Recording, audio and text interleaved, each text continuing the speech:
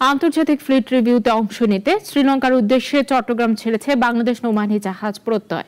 সকালে শ্রীলঙ্কার নৌবাহিনীর ৭৫ বছর পূর্তি উদযাপন উপলক্ষে বাংলাদেশ নৌবাহিনী জাহাজ প্রত্যয়ের অধিনায়ক ক্যাপ্টেন তৌহিদুল হক ভূঁইয়ার নেতৃত্বে ২৯ জন কর্মকর্তা সহ ১৫০ জন নৌ সদস্য নিয়ে চট্টগ্রাম ছেড়ে যায়।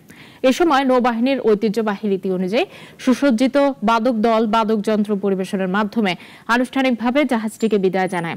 প্রধান অতিথি ছিলেন চট্টগ্রাম নৌ অঞ্চলের commander rear admiral Mohammad Moinul Hasan. বাণিজ্য প্রত্যয় প্রায় ২৮০০ নটিক্যাল মাইল দূরত্ব অতিক্রম করবে। আমি আশা করি নিয়মিত প্রশিক্ষণের মাধ্যমে আপনারা যে দক্ষতা অর্জন করেছেন এই সফরে তার সার্থক প্রতিফলন থাকবে এবং আপনারা দেশের জন্য সুনাম এবং মর্যাদা বয়ে আনবেন।